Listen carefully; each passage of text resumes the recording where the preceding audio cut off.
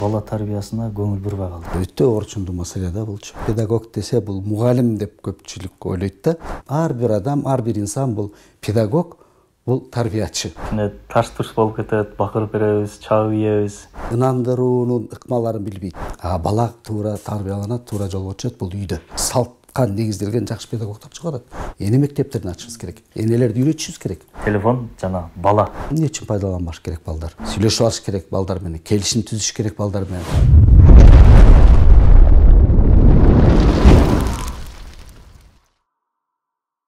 Ассаламу алейкум достор, эжелер, карындаштар, байкелер, инилер. Балам YouTube каналынын бала тарбиясы боюнча видео берүүсүнүн алгачкы чыгарылышын тартып атабыз.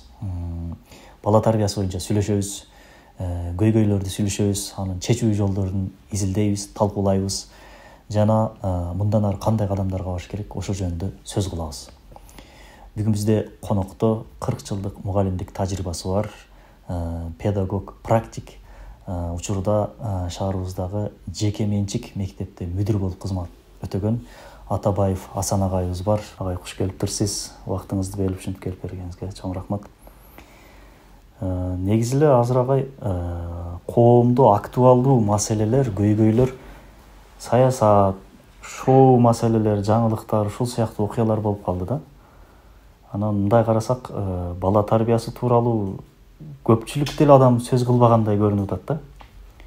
Журналисттер болсун, же бир тааныштар, достор, кыскасы кайсы бир коомдук бир чөйрөгө кирбе, же саясат сүйлөшөт, же бир шоу жаңылыктарды, бир күлкүлүү, жеңил-желп бир нерсе сүйлөшөт, бирок тилекке каршы ушул бала тарбиясы боюнча сүйлөшкөндөр азырактай да. Же балким бизге ошондой тыйылгандыр. Эмне үчүн биз азыр ушул бала тарбиясына көңүл бурбай калдык? Себеби менин оюмча бул бала тарбиясы бул келечек жөнүндө сөз болуп атабы дейм да.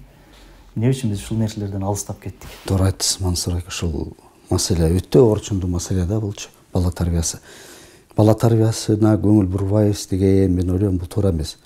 Биз көңүл бурабыз, бирок ошо тарбия деген эмне экен, ушунун маңызын түшүнүп туруп көңүл бурсак деген сөз бар. Балага көңүл бурабыз. Бурганда биз баланын сураганын беребиз. Бала ыйласа, ыйлабасын деп алып берүүчүсүн алып беребиз. Кийем десе, кийимин да алып беребиз. Ичем десе, иче турган нерсесин, жей турган нерсесин алып беребиз. Бул дагы көңүл бурууга кирет. Бирок көңүл буруунун дагы башка жааты бар да. Бул көңүл буруу деген балага таасир тийгизүү. Бул сырткы факторлор. Мисалы ата, эне, ага, эже, сиңди, ини, жеңе, апа, таята, тайене деген туугандардын баардыгы тең сырткы факторго кирет. Ошолордун баардыгы тең балага кандайча тарбиялык жактан таасир тийгизет деген бул өзүнчө башкача маселе да. Бунун жолун гана түшүндүрүш керек, жолун гана билиш керек. Ушуну билбегендик, ушу сабатсыздык ушу балага көңүл бурулбайт деген сөз чыгарып жатат да. Биздин берүүбүздүн демеушүсү агай Кут курулуш компаниясы ушундай немелерди колдоп турат, долбоорлорду. Педагог, мугалим деп коебуз. Сиздин 40 жылдык тажрыйбаңыз бар, мугалим экенсиз. 40 жылдык иш жашооңузда көптөгөн инсандар тарбиялап чыгарыптырсыз. Ойлоп көрсөм азыр мен деле педагог экенмин да. Мен 4 балам бар, 2 уул 2 кыз. Келинчегим дагы да көбүрөөк педагог экен. Мен кечинде деле бир 1-2 саат педагог болбосом, эртеден кечке келинчегим педагог болот экен. Педагог болуш кыйын багай. Мисалы сүрөтчүлүк же ырчылык жөндөмү болбосо болуш кыйыныраак да. Үнү жок адам, ритмди түшүнбөгөн адам ырчы болуп кете албайт. Педагог болуш үчүн ар жактан бир нерсе берилиш керекпи же аракет кылып мындай катуу кыйналып койсок болуп кетебизби?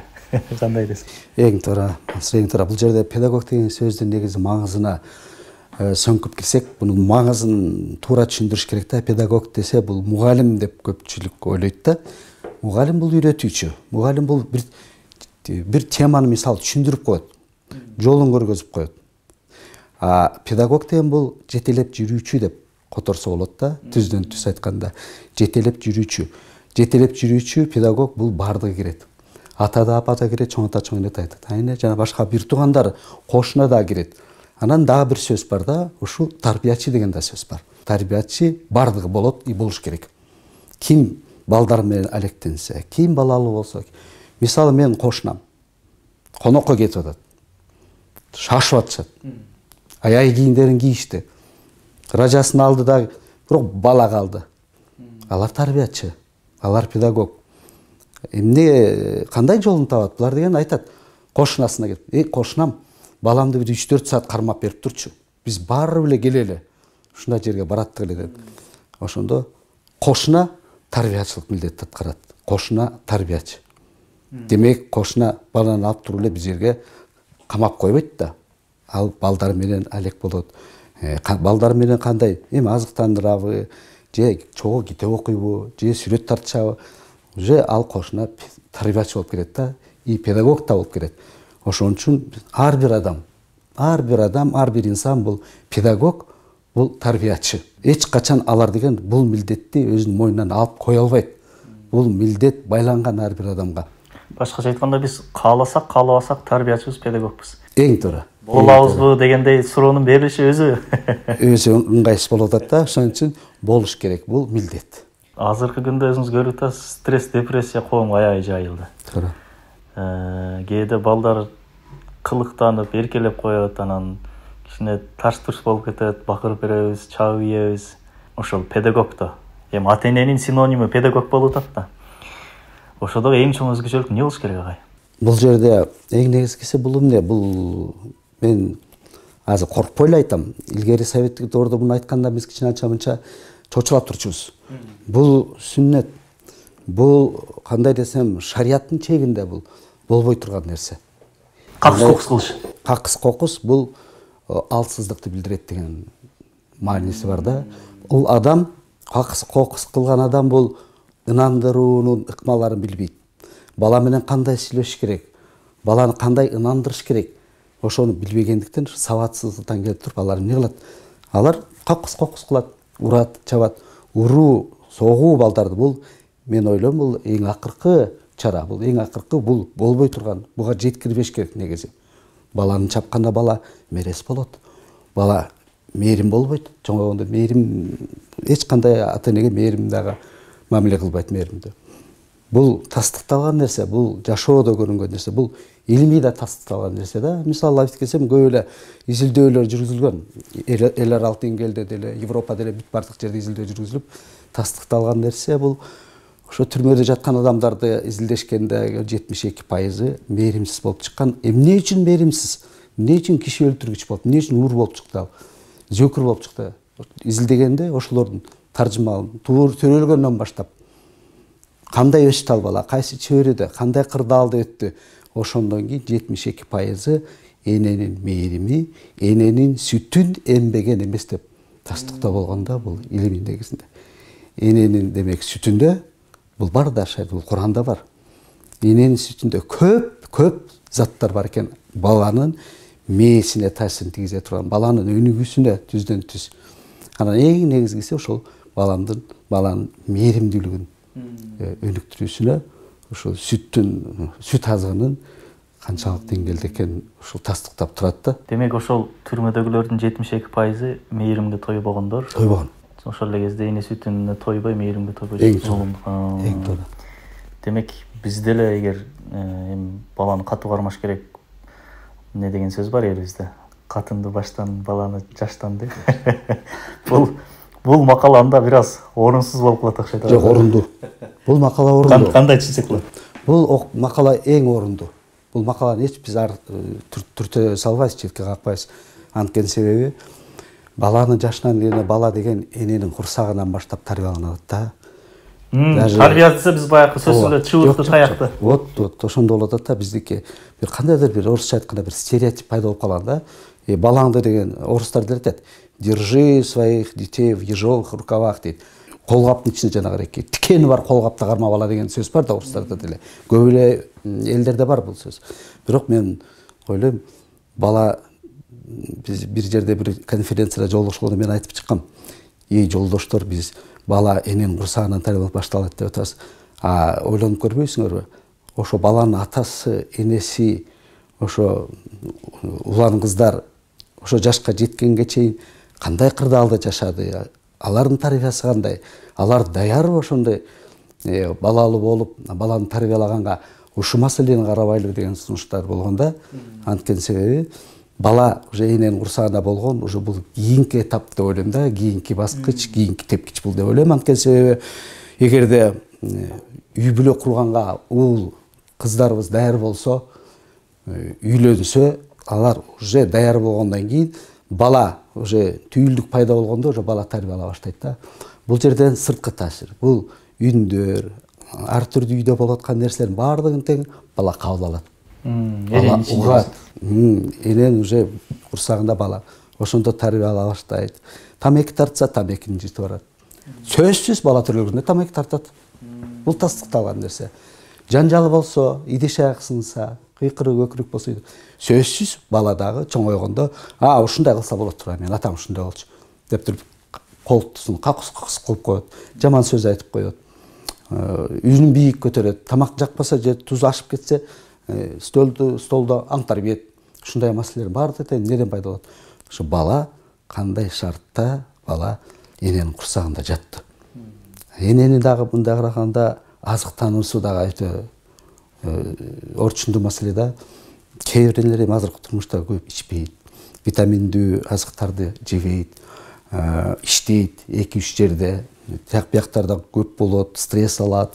Анан андай эле кандай бала төрөлөт? Бул уже түшүнүктүү. Эми могу иш, карьера деген тема ачылып кетти. Азыркы күндө айрыкча могу Бишкек жергесинде мындай карай турган болсок, атасы эркектер эми иштешибиз керек, муну мойнубуздагы милдет. Ошол эле кезде энелер дагы, аялдарыбыз дагы иштеп, балдарды бала бакчага берип, же болбосо ошондой бир жерлерге эртең менен таштап коюп, кечинде алып келип, ушул нерсе кандай агай? Негизи нормалдуу эле көрүнүшпү, балдардын психологиясына таасир этпейби бала бакча маселеси? Мен ойлойм, как инсан катары, мен деле балдардын чоңойтты, мен Кудай буйрса небере күтүп атабыз. Эгерде эне болсо, баланын тарбиясына эне жооптуу болуш керек. Бала кайсы жерде, качан туура тарбияланат, туура жолго түшөт, бул үйдө, үй бүлө шартында. Атасы иштесин, атасынын мойнунда милдет үй бүлөсүн багыш. Эненин милдети баланы тарбиялаш. Балага таасир берүү. Бул кандай таасир берүү? Мээримин, эң биринчи мээримин берүү балага. Мектепке даярдоо. Эми балага бакчага берген ата-энелер көп. Айла жок. Иштеш керек, табыш керек, жолдошунун акчасы жетпейт. Үй бүлөлүк бюджет аз. Түшүнөбүз. Бирок эгерде шарт болсо, эгерде атасы жакшы жерде иштеп, маянасы жете турган болсо, эненин үйдө турганы жакшы деп ойлойм да. Бул менин жеке өзүмдүн пикирим. Анткени себеби биз эне ата көзү барда балдарды жетимсиретпешибиз керек. Баланы мээримден алыстатпашыбыз керек. Канчалык балага мээрим төгүп, канчалык балага жакшы нерселерди айтып берип, атасын жумуштан тосуп алып, чайын даярдап берип, дасторконун жакшынакай оңдоп түзөп, үйдү шыпырып тазалап, баардыгын ордордо бир иреттүүлүк үйдө пайда болсо, жашоодо да иреттүүлүк пайда болот деп ойлойм да. Буну баардыгын жасаган бул коломтонун ээси эне деп коебуз. Эне эгерде үйдө өзүнүн милдетин туура шартта аткарса, бул баладан келечек деген сөздөр мага көп деле жакпайт. Бүгүнкү күндө эле келечек бала үчүн. Бала жакшы тарбиялат, жакшы таалим алат. Бала жок дегенде калем кайрага кармаганды үйрөнөт, эне үйдүлөрдө. Жок дегенде түздү айрамалаганды билет. Бизде билим берүү стандартында бар да бизде. 10га чейин санаганды билиш керек, түстөрдүн баарын айрамалаш керек. Кайсы түскө кайсы кошкондо кандай түс чыгат, жана башка көп маселелерди биз эне үйрөтүш керек. Биз көпчүлүгү эне мектептерин уюштурушубуз керек. Азыр бүгүнкү күнү жакшы долбоорлор чыгып атат, жакшы сунуштар айтылып жатат, жакшы педагогдор чыгып атат. Биздин өзүбүздүн кыргыздын нукра ошо салтка негизделген жакшы педагогдор чыгып атат. Ошолордун иштерин биз таркатышыбыз керек. Эне мектептерин ачышыбыз керек. Энелерди үйрөтүшүбүз керек. Демек, бала тарбиясынан дагы маанилүүрөөк бул ошо тарбиянын тактикасын, методикасын энелерге үйрөтүү маселеси. Туура, эң туура. Сиз эң туура сөз айтасыз. Сабатсыз эне эч качан балага жакшы өзүнүн эмесин бере албайт. Биз деген баланы мектепке даярдашыбыз керек да. Биз баягы бир кандай десем, бир күрөш боюнча эч өмүрүндө күрөш көрбөгөн бир баланы эле моолорду күрөш методикасын үйрөтөсүң деп жөнөтүп койгон сыяктуу бир абал. Эң туура мисал. Ал бир жерин сындырып алышы ыктымал. ага кепилдик берем да. Же эти чоюлуп калат, же сүйөгү бир экөөсүн майыклап. Тем более азыр балдарга кальций жетишпейт деп атпайсызбы, көпчүлүгү бурпоң болуп атпайбы балдарыбыз. Анан агай, могу биздин YouTube каналга аябай көп жазышат да. Мен ушул бир эне жазыптыр, аябай таасирлендим. Мен ушул видеону көргөнүмдө дейт. Ал жерде эненин мээрими тууралуу, эненин мээримине тоюштугу керектүү бир видео бар болчу, маани маңызы.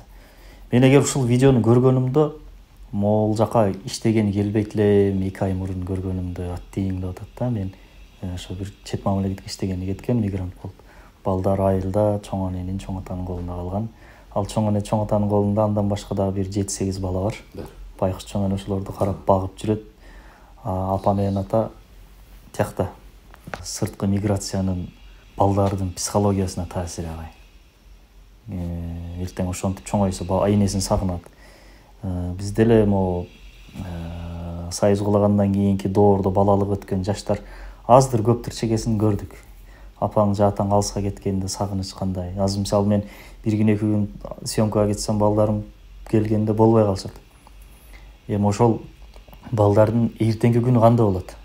Ошо бала атасынын, апасынын курагына келгенде кандай адам болушу мүмкүн? Же мунун коркунучтуу деле маселе жокпу? Коркунучтуу маселе бар. Эң туура. Коркунучтуу маселе жок эмес, бар. Бул бизде азыр бүгүнкү күндө кырдаал, бүгүнкү жашоо өзү көргөзүп жатат. Көпчүлүк мектептерди кыдырабыз, ошо коллегаларыбыз менен сүйлөшөбүз.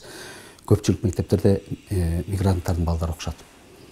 Бул кусалык деген эң жаман нерсе да, бул чоң жара пайда кылган нерсе кусалык. Атаны, энени көрбөсө бала, ата энеси менен баарлашпаса, өзүнүн көйгөйүн айтпаса, ошого жооп издеп, суроолорун берип, кимден сурайт ата менен энеден башка? Чоң ата, чоң эненин колунда калгандар болсо дагы бул бактылуу балдар. Эжесинди, ини, күйөө ала, жеңесиникинде калган балдарчы? Алардын өздөрүнүн балдары бар. Кошумча дагы балдар бар. Булар куса болот. Булар ички дүйнөсү өтө жакыр балдар. Мээрим албаган балдар. Кыйналган балдар. Бул баары бир бул балдарды окуйм деп аракет кылат, окушат. Ошондой болсо дагы атасын издейт. Ошондой болсо энесин издейт. Бул бүгүнкү турмуштун эми кырдаалы, бул эч качан буну жокко чыгара албайбыз. Ошон үчүн апам көп айтчу эле илгери. Апа, мен тияк бияка барып окуп келем, анан кийин эми Россияны эгсегем сен Совет дордо бизде алыс Россия болчу да. Мен барып окуйм ошол жака. Анан кийин окудук. Мейли балам окугула деп, бирок билим алгыла деп бизди жиберди. Инем экөөбүз барып окуп келдик. Андан кийин Украинага солдат барып калган. Аскердик кызмат кылып. Россияда калгыла деди. Украинада калгыла деди. Иштеп бизде ошо уландыкла деди. Бирок апабыздын ушунчалык азыр каттарда сакталып турат. Алар айткан: балдарым, кайда барба мамайдын көрү" дейт. Биз жок жер жакшы көрүнө берет. Келгиле менин жаныма. Биякта деле иш табылат. Өзүңөрдүн мекениңерге келгиле, бияка иштегиле. Эч кандай калам деген оюңар болбосун. Мен силерди эмне үчүн окуттум? Ушул жерде эмгектенсин, ушул жерде балдарга тарбия, таалим берсин. Силердин мугалим болсун. Атаңар дагы кыялданчу эле. Бирок силер жаш кезиңерде көз чумду, 9 жашыңарда. Эми ошол кыялы жетейин деп атканда силер калып каласыңар, андай болбойт деди. Эненин сөзү бизге ошо ушунчалык таасирин тийгизди дагы. Лаппай деп туруп эле келдик. Келип анан ошондон бери мына өзүбүздүн жергебизде мына 40 жыл педагог мугалим болуп иштедик. Эч качан мен өкүнбөйм да. Кызматтарыңыздар кабыл болсун. Учурдагы өтө чоң бир глобалдык масштабтагы бир маселе бар. Бул маселе экономикадан дагы маанилүүрөөк болсо керек деп ойлойм. Ошо бала тарбиясы жана бала тарбиясынын ичиндеги гаджет, телефон жана бала деген көйгөй. Кээ ата-энелерди көрдүк, бүтүндөй эле колунан жулуп алып туруп, телевизордо көрсөтпөй, компьютер, телефон эчтеке көрсөтпөй баланы жалгыз эчтекеге байлабай тарбиялайм деген аракет кылат экен. Кээ биркилер бар экен, көпчүлүгү. Чектөөсүз интернетти коюп туруп, телефонду баласына берип тим коет экен. Ал бала ал жакта эмнени алып атат, эмнени кабыл атат. Биз кандай кылышыбыз керек? Балдарыбыз заманбап гаджеттер менен кошо чоңоюш керекпи же бүтүндөй оолак болуш керекпи? Ошонун бир орто жолун биз каада салтыбызга жана динибизге ылайык ушуга кандай бир мамиле кылышыбыз керек, кандай бир чараларды көрүшүбүз керек? Сиз азыр жарым-жартылай риторикалык суроо берип койдуңуз дагы. Өзүңүз жооп бергениңиз мага абдан жакты, туура жооп бердиңиз дагы. Бул кандай десем, чектөө болуш керек. Ар бир нерсенин өзүнүн чеги бар, ортон алыш керек дагы. Эч качан гаджет, төлөндүргөн жаңы технологиялар бул бар, жок деп буну тана албайбыз. Пайдаланыш керек. Эмне үчүн пайдаланбаш керек балдар? Бирок ата-эне биз билебизби ошону? Качан, кайда, канчалык деңгээлде, кайсы учурда пайдаланыш керектен билбейбиз. Бизде азыр улуу мундагы бизде адамдар билбейбиз. Биз илимий тастыкталган нерселер көп окубайбыз.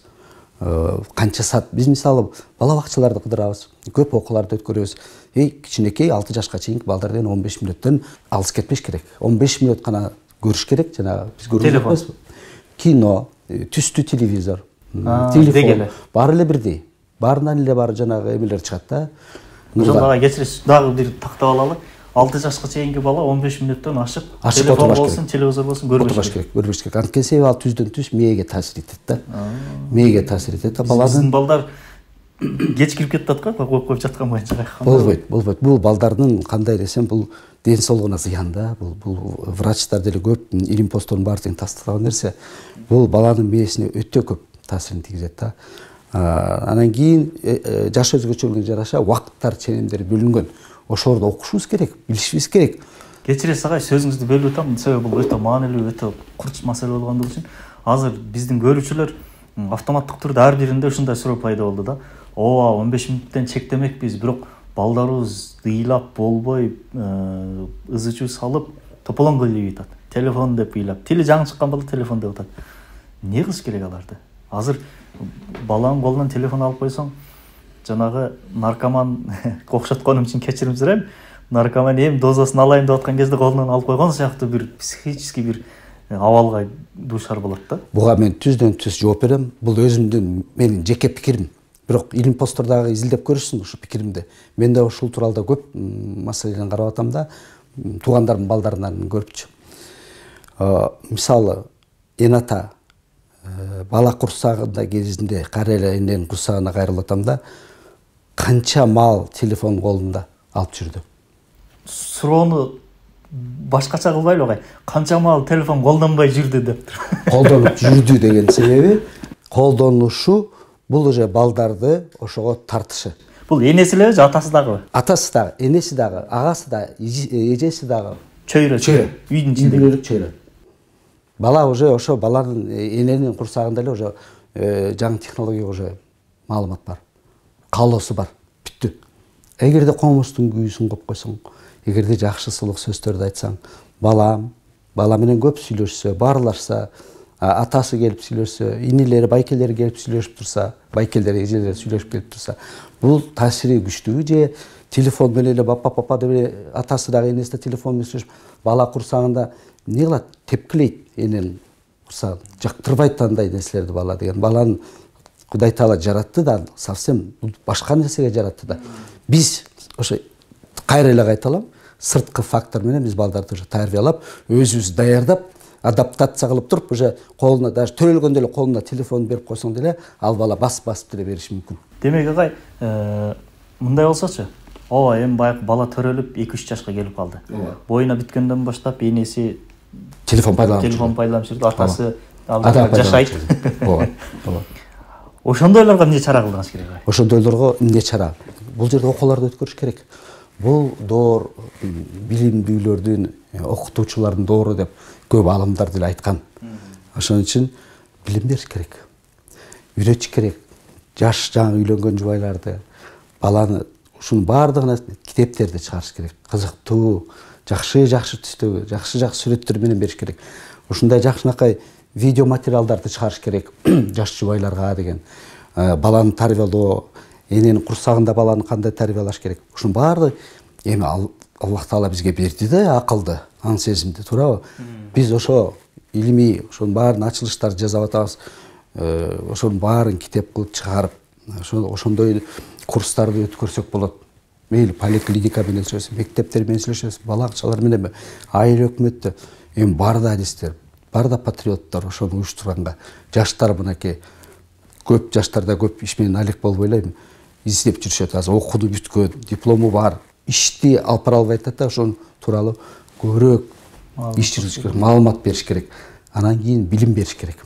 Биздики ошо сабатсыздыктан болуп атат да көпчүлүгү үчүн. Биз өтө кечип атабыз. Муну тездетишибиз керек. Өтө тездетишибиз керек. Айтып атам жанагы эне мектеби деп, энелер мектеби деген бул өтө жакшы маселе. Жакшы долбоор Кыргызстанда бул иштеген. Чет өлкөлүк уюмдарда уюштуруп берген.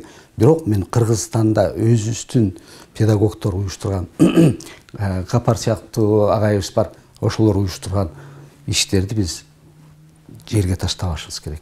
Ошол иштерди биз улантышыбыз керек. Жакында мен бир мектепке барып, Сокулук районунда мектепте жакшы бир семинар болду, окуу болду. Өзүмдүн ошо усулдук иштер боюнча өкүлүмдү алып барып катыштып, эң сонун нерсе айтылды. Кыргыздын салтынын негизинде түзүлгөн этнопедагогика. Ошол тууралуу сөз болду. Эне мектептери тууралуу сөз болду. Бизде бар экен да мурун. Эне мектептер бар болчу. Бирок унутта калган да. Ошону жандандырышыбыз керекпиз. Биз көбүрөөк эми орусча айтканда запад деп атабыз эми. Запад делем каяктан алып атат алдын бар тең. Окумуштуулар эмне, ачылыштар эмне, асмандан алып эле чыгарып атат. Жок, алар деген өтө кылдат менен биздин ааламга түшкөн китепти изилдеп атышат. Ошол жерден сууруп чыгып атат, аны ачык айтпайт алар. Ошондон сууруп чыгып эле тастыктап эле Нобель премиялар жана башка премиялардын ээлери болуп атат. А бизде бул каныбызда бар да. Бул элдик педагогика дейбизде каныбызда бар да. Сонун эле тарбиялаган кыргыздар, балдар. Сонун эле азыктандырып, болтпойп, солтпой эле куйрук майларды оозуна салып эле жакшынакай эле ботколор жасап берип эле баккан балдарды. Жана айтып өткөндөй 4 балам бар. Чоңу 9-да, жакында 9-га чыгат, андан кийинкиси 5-те. Кыз бул. Анан кээде үйгө эртерээк барып калган кездерде телефонду ачып, үчөөбүз отуруп алып кезек менен телефондогу оюндарды ойнойбуз да. Анан ушул нормалдуу эле көрүнүшпү же кандай окулат? Бул ойнойт, бул жеңилгенде ал алынсат, айландырып ойнойбуз. Бул нормалдуу көрүнүш. Бул техника. Техниканы пайдалана атасыздар. Бирок одоно пайдалануу, муну узак мөөнөткө пайдаланууга бул уже зыян балдарга. Ошон үчүн балдар менен эң биринчиден эрежени тактап алыш керек. Сүйлөшүп алыш керек балдар менен, келишим түзүш керек балдар менен. Кана балдар отурула. Бүгүн биздики машпара, кеңеш, отуралы, сүйлөшөлү. Телефонду кандай пайдаланабыз биздин үйдүн ичинде? Кайсы учурда пайдаланабыз? Келгиле өзүбүз программа түзүп алалы. Эми кичинекей жарым баракка эле ойноп эле балдар менен жазып, балдар сунушту ошо өздөрү айтсын. Кол койдуруп, мыйзам кабыл алып, мына балдар, эми бул мыйзам эрежени биз бузбашыбыз керек. Эгерде бузсак, кандай тетир таасирлер бар? Аны да тактап коюш керек балдар менен. Ден соолугу тууралуу айтыш керек, көзү, мээси, кабыл алуусу, эске тутуму, ошонун баардыгын тең айтып, биз балдарды ынандыра албай атабыз. Мен көп мугалимдерге деле башынан деле айтып келатам. Мен атам ошондой киши болчу, энем ошондой болчу. Балага кол тийгизген эмес. Көбүрөөк ишенбейт. Мен айттым, мына 73 жашында кайтыш болду атам, мен 9 жашымда. Кол тийгизмек турсун, сөз айтчу эмес, катуу сөз айтчу эмес. Балам деп. Сиз деп сүйлөшчүбүз биз үйдө. Апам. Демек үйдө эме бар да. Туура кандайдыр бир мамиле бар да. Анан кийин кокус какыс тууралуу мен дагы эле айтам, айта бермекчимин, балдарды урбагыла. Балдарга урмак турсун, катуу сөз айтпагыла дегенди айтат элем. Анткени себеби өзүңөргө эле кайра эле ошол жанагы тырмоону басып алгандай эле болот. Өзүбүздүн башыбызга айтат. Кол көтөрбөш керек, жумшак мамиле кылыш керек дегенде, ошондо жумшак мамилени кандай кылыш керек? Баланы неме кылып койбойбузбу, аябай эрке кылып? Жок, жумшак мамиленин дагы өзүнүн немелери бар да, жолу бар да. Кандай жумшак мамиле? Жумшак деген ал жумшак сүйлөгөн кирет, жумшак баскан дагы болот. Дапа-дуп эмес, конок чакырганда айрыкча, кыйкырык өкүрүк эмес. Анан кийин музыканын катуу чыгышы, музыка дегеле керекпи деген маселелердин баарын караш керек. Ошонун баардыгы тең катуу мамилеге кирет да. Катуу музыка бул эмне, мамиле эмеспи? Катуу добуш бул мамиле эмеспи? Зөкүрүлүк, ичип келип, тамеки тартып, үндү катуу чыгарып, түн ичинде балдар уктап жаткан. Бул катуу мамиле эмес. Бул мамиле. Ошону жумшартып койсочу. Эне менен атасынын ортосундагы жумшак мамиле. Балага уже бул кандай таасирин тийгизет? Бала эч кандай эме болбойт, бала деген эч кандай жумшак жок. Карайлы, тарыхты карайлы сахабаларды карайлы, пайгамбарды эле карайлы биз. Канчалык ал жерде педагогиканын канчалык ыкмалары бар, канча жолдору бар. Басканы, турганы, сүйлөгөнү, мамилеси. Бир күнү карасаң ал аскер башчы. Даяр бирөөнүн башын ал дегенге.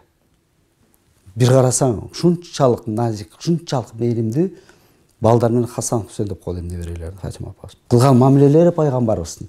Бул кандай? Бул бизге чоң үлгү да. Бизге абдан чоң үлгү. Ошолордун балдарга биз айтышыбыз керек. Ошо китепти окуп беришибиз керек балдарга. Демек, ошол динибизде, Кураныбызда, хадистерибизде бар. Бүт бар. Даяр. Даяр нерсе. Биз ошону алып окубай атабыз. Бир китептен окуп алдым эле. Биз арпа салынган чоң бир неменин кампанын үстүндө жатып ачкадан өлгөн тоок сыяктуубуз деп. Эң туура. Эми агай, могу динибиз деп калдык, Кураныбыз деп калдык. Кээде байкап калабыз, балдарды динге болгон мамилесин, ата энеси диндар, намаз окуйт. Анан балдар бала деме. Анан атасы кээде күчтүүрөөк бир сабак окуп калган кезде аябай мындай жан дүйнөсү элжирип турган кезде балдарына мындай зордукча намаз окуттуруп, анан кийин урушуп намаз оку деп, анан эми бала да кээде баягындай динге ылайык келбеген сөздөрдү айтып койсо, же бир кичине неме кылып койсо, аябай сен күнөө кылдың, Аллах сени тозогуна салат, Аллах сени күйгүзөт, Аллах жаман көрөтүн дагысың деп динди же Кудайды колдонуу менен өзүбүздүн өкүмүбүздү өткөзүп, же болбосо бир динди мындай зордукчул бир ыкма менен балдарга үйрөтүп салгандай бир абалдарды байкайбыз да. Бул балдарга динди кантип үйрөтүшүбүз керек, Аллахты кантип таанытышыбыз керек?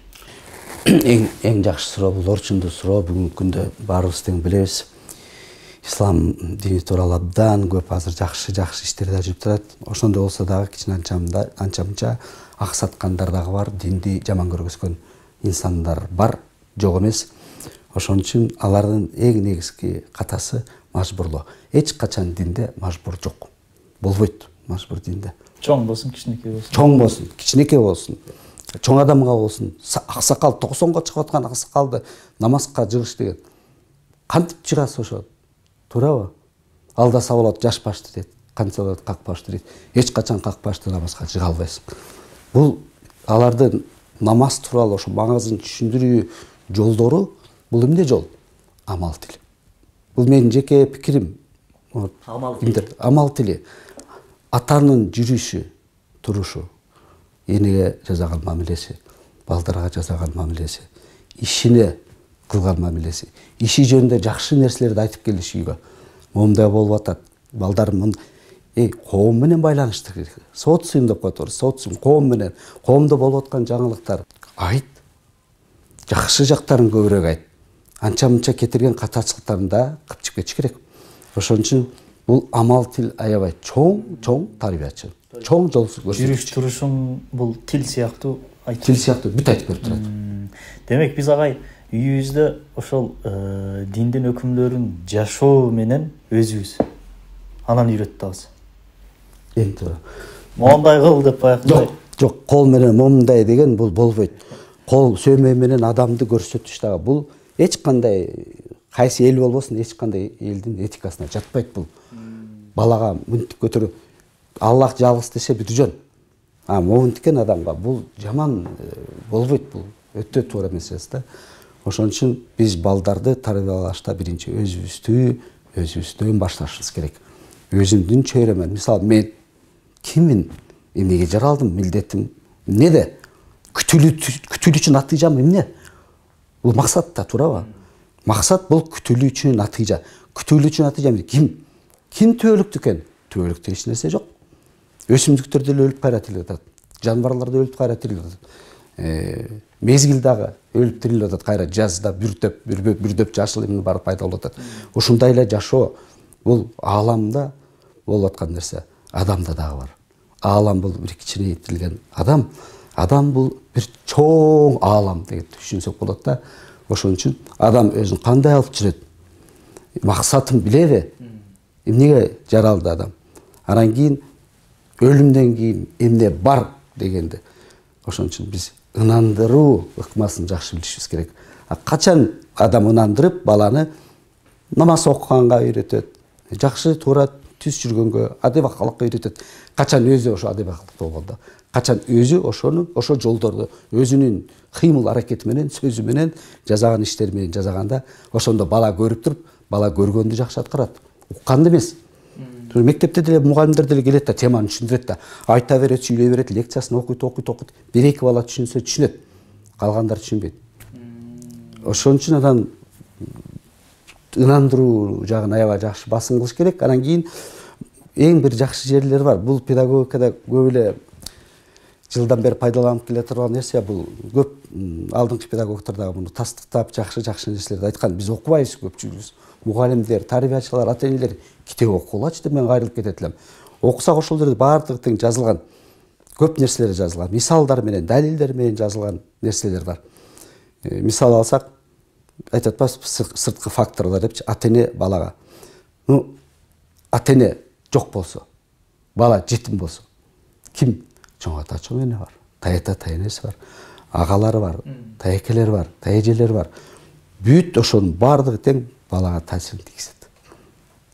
Балага таасирин тийгизе кое албайт. Ошон үчүн мен дагы бир жолу кайталап кетет элем. Чакырып да кетет элем барларды. Көп окуйлу.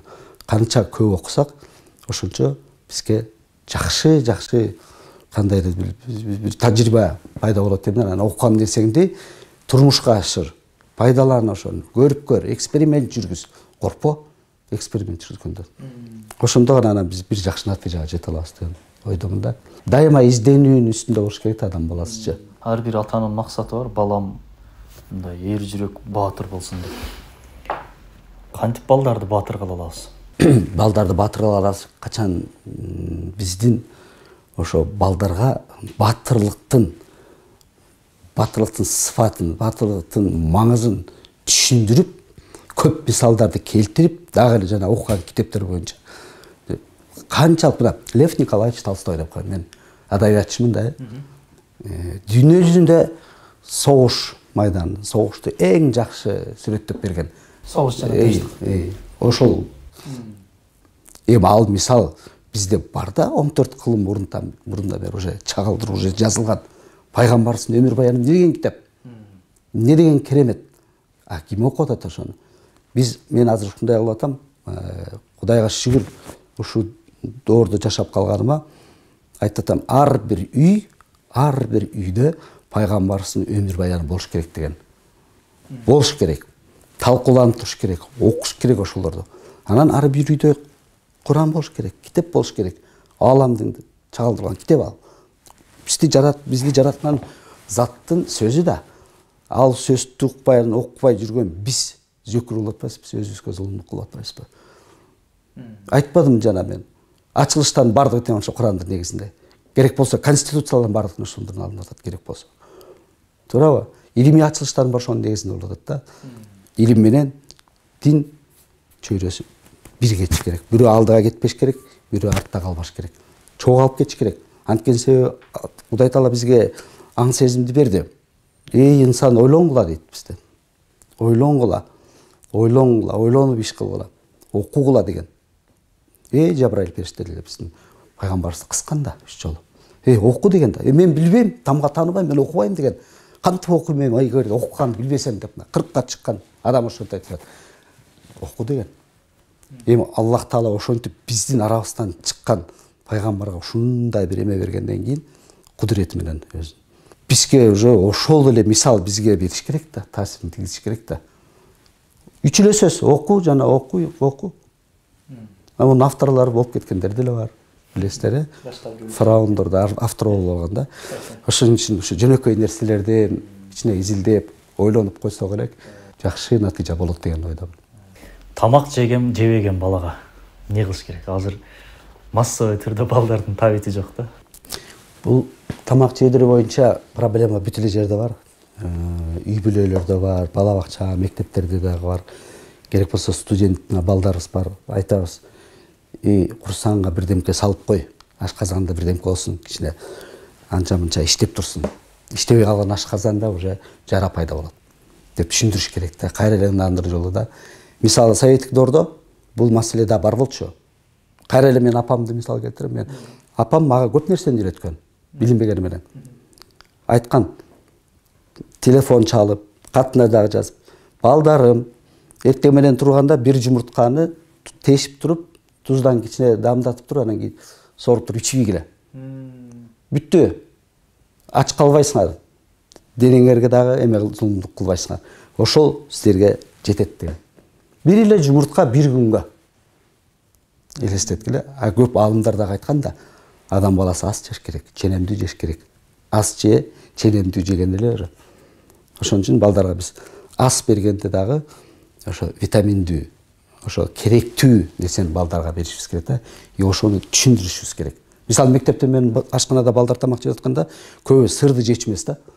Анан салаттарды жебейт да балдар. Жок агай биз жебейбиз, чөп чары жебейбиз деп. Анан анын баарын түшүндүрүп, кандай витамин бар, көзгө, оозго, тилге, кулакка, баардык ички органдарга кандай жакшы эмесин берет деп мындай түшүндүрүп балдарга айтып берсең, жеп атышат, жакшынакай эле сырын дагы жейт, салатты деле жейт, азыр салат деле калбай калды. Сразу жейт. Ынандыруу, түшүндүрүү, илимий тастыкталган нерселерди балдарга айтсаңар эле түшүнөт. Мисалы Б витамин, С витамин деп эми бизде илимий эмелерди бар да. Айтып койгула аны. Аны айтыш үчүн биз өзүбүз билишибиз керек. Ошон үчүн азыктандырганда балдарга түшүндүрүш керек. Эмне тамак жеп атат? Ошо тамакта кайсы витаминдер бар? Кайсы витамин кайсы денесиндеги органдарга таасирин тийгизет? Демек, азыркы доор агай дегеле. Жанадан бери маектин башынан байкап көрсөм, азыркы доор ынандыруучу бир доор экен да. Ынандыруучу. Сен ушуну кылышың керек деп туруп зордукчул эмес. Жок. Акылын жана жүрөгүн багындыруу. Акылын жана жүрөгүн багындыруу, аны ким кыла алат, ким багындыра алат, ким ынандыра алат деген маселе өтө орчундуу маселе. Багындырыш үчүн маалымат керек. Маалымат керек, сабаттуулук керек. Ошондой жанагындай окууларды өткөрүшүбүз керек. Кайра эле окууга кайтып. Кайра эле ушундай телефондор менен жүрүп атпайбы? Окуусун ошолорго тартышыбыз керек.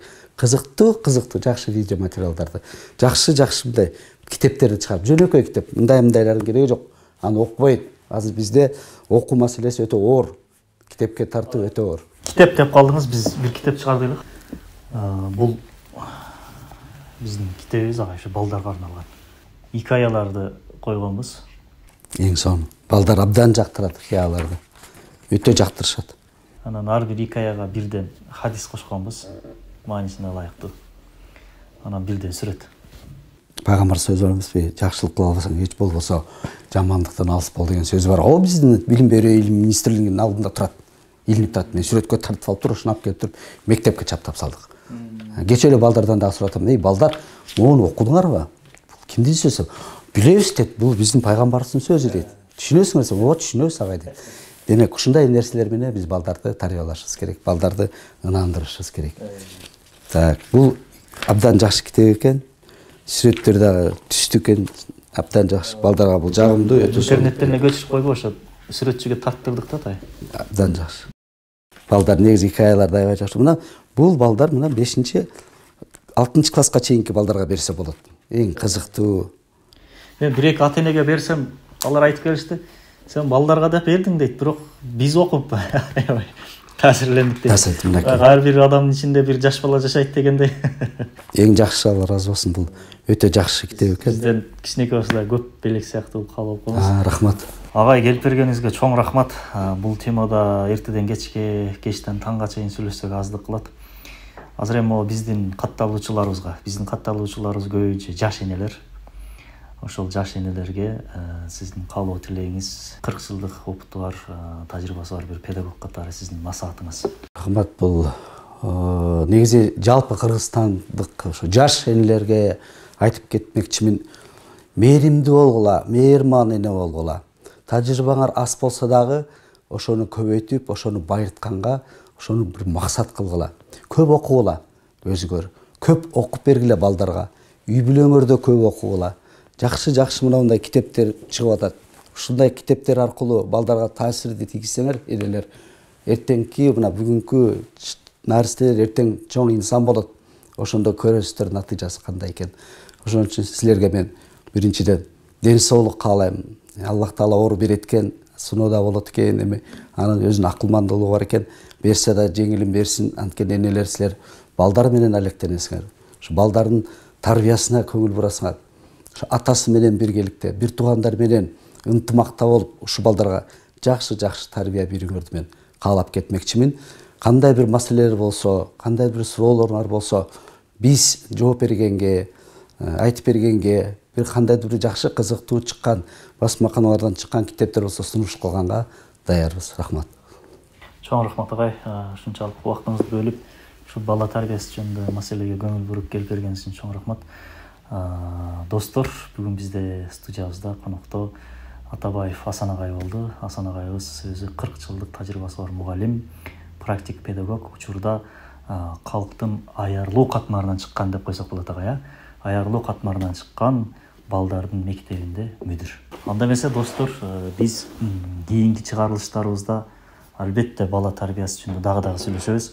Эмне жөнүндө дагы сүйлөшсөк болот, кайсы темаларды козгосок болот, кайсы көйгөйлөрдү козгосок болот, ошол жөнүндө комменттерге жазыңыздар, ой бөлүшүңүздөр, курбуларыңыздарга, группаларга, тууган урукка ушул видеолорду бөлүшүңүздөр. Максатыбыз ушу бала тарбиясы боюнча кичинекей бир маалымат болсо дагы башка бир энеге, башка бир атага жеткизүү. Чоң рахмат, жакшы болуңуздар.